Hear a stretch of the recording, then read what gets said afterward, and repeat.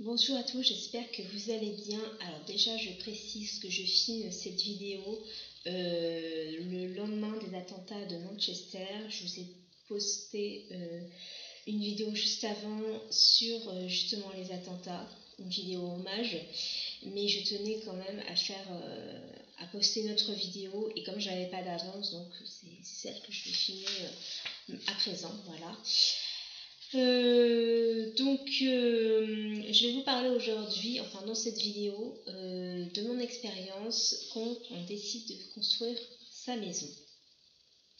Alors, donc je me suis fait une petite trame pour que ça soit structuré comme vidéo, éviter de perdre le plus de détails possible. Donc on va commencer. Alors déjà, il faut déjà savoir où on souhaite faire construire son terrain. Est-ce qu'on souhaite que ça soit proche, à proximité d'école, de commerce, de son lieu de travail? Il faut faire attention aussi tout ce qui est zone sismique, voilà, zone quand même dangereuse, même si maintenant, de toute façon en France ou ailleurs, on n'est plus vraiment à l'abri de tout ça. Aussi bien aussi si on est proche de rocades, voilà, les lieux où il y a beaucoup de bruit.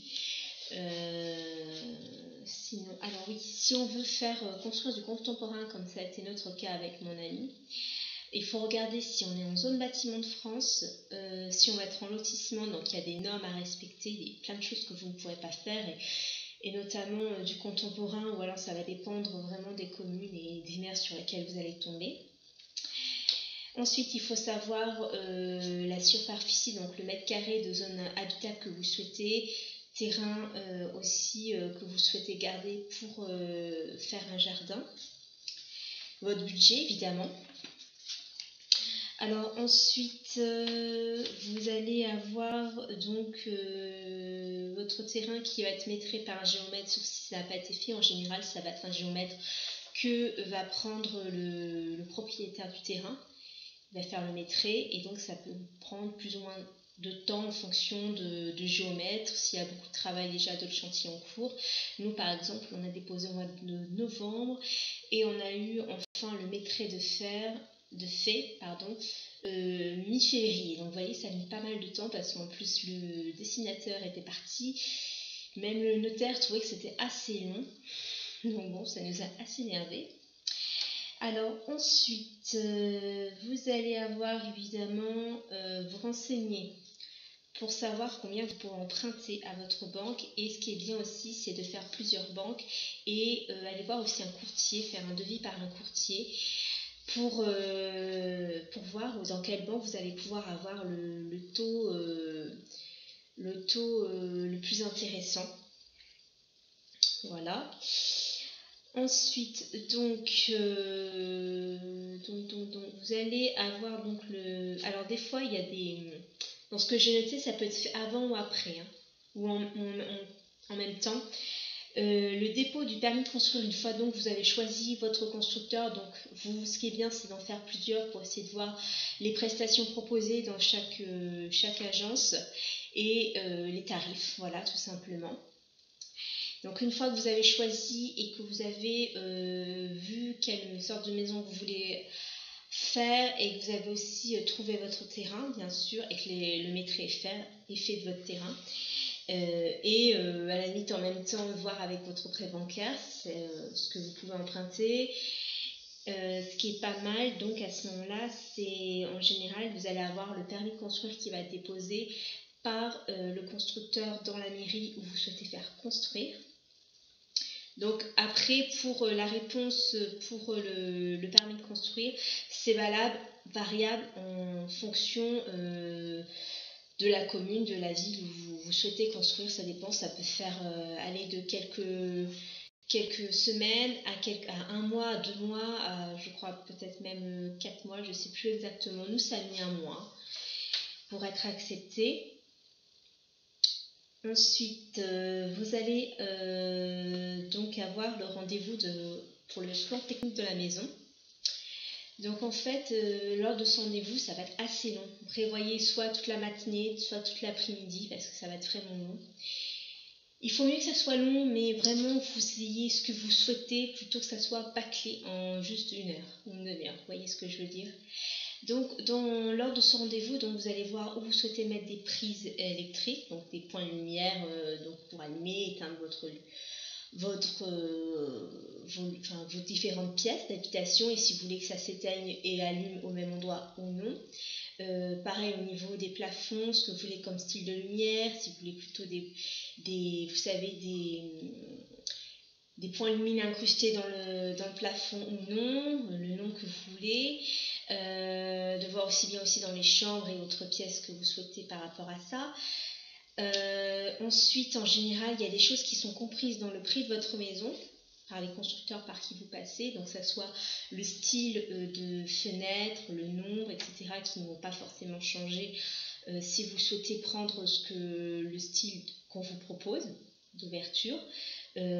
Après, pour tout ce qui est mur, normalement ils vous font juste une sous-couche blanche partout, et là après si vous souhaitez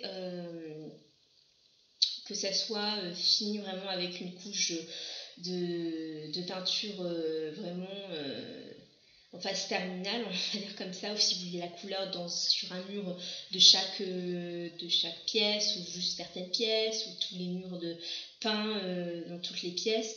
À ce moment-là, il peut vous proposer un artisan par qui ils passent eux, mais souvent ils prennent des commissions dessus, donc faites attention, des fois ça peut être moins cher qu'ailleurs, en fonction aussi de la qualité, donc c'est bien aussi s'ils ont une maison témoin d'aller voir ce qu'ils font comme genre de travail, s'ils ont travaillé avec l'artisan que vous souhaitez prendre par eux ou pas, mais que ce soit pour les murs, que ce soit pour les fenêtres, que ce soit pour les poignées de porte, ce que vous voulez mettre au sol, vous n'êtes pas obligé de prendre par eux. Ce qui est bien, c'est de faire plusieurs artisans pour voir un peu les tarifs et la qualité du travail proposé.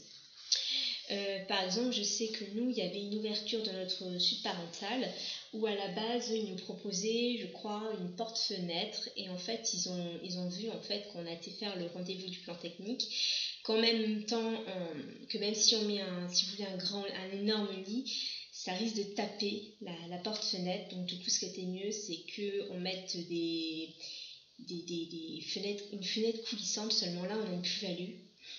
Voilà, on est obligé de sortir le porte-monnaie, et ça va nous coûter quand même 1 000 € de plus pour cette fenêtre. Donc c'est assez pénible, mais bon.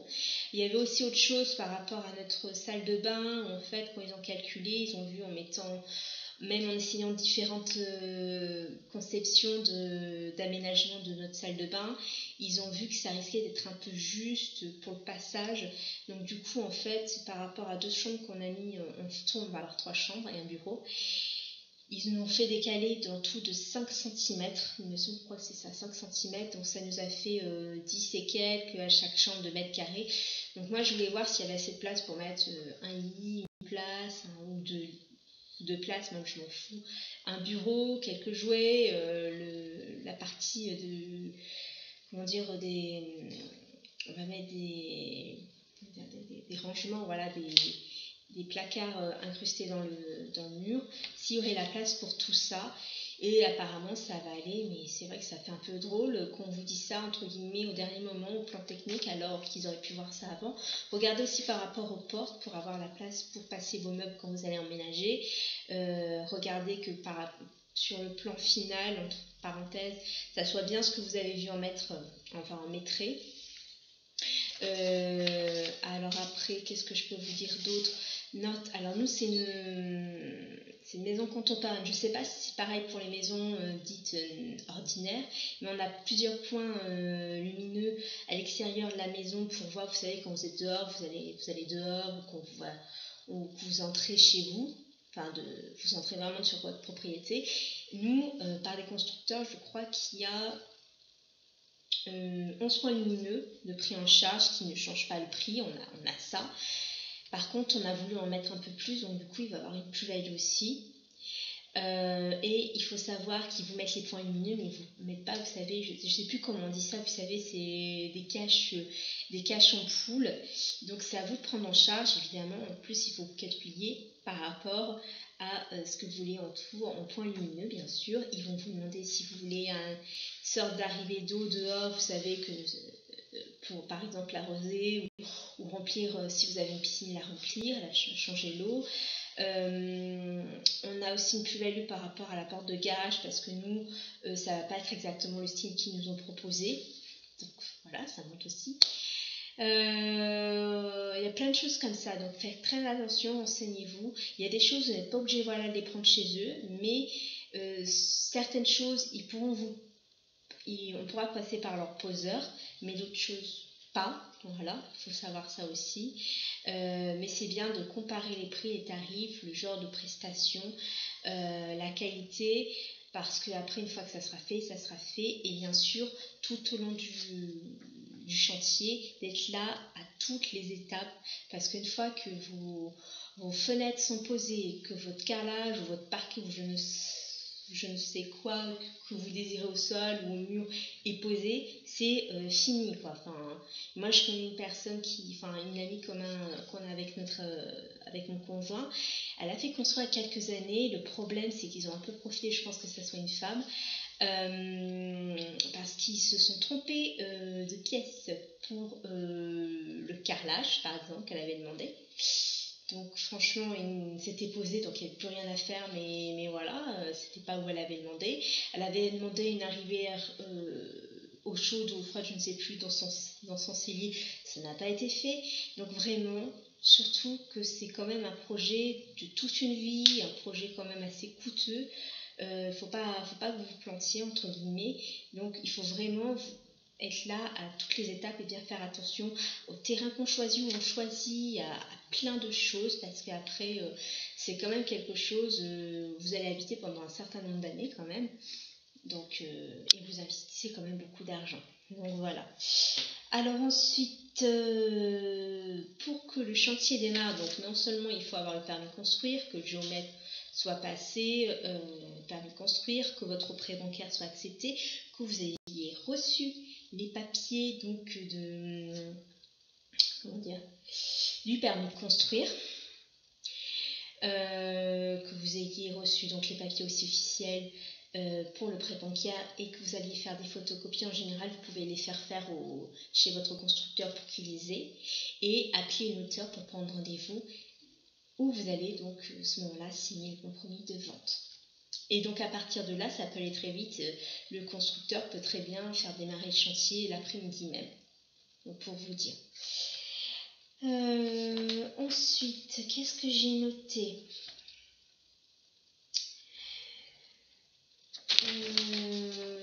Oui, donc les délais pour le temps de construction de votre maison, en général, ils se gardent 9 mois. Voilà. Les constructeurs, ça peut en général être un peu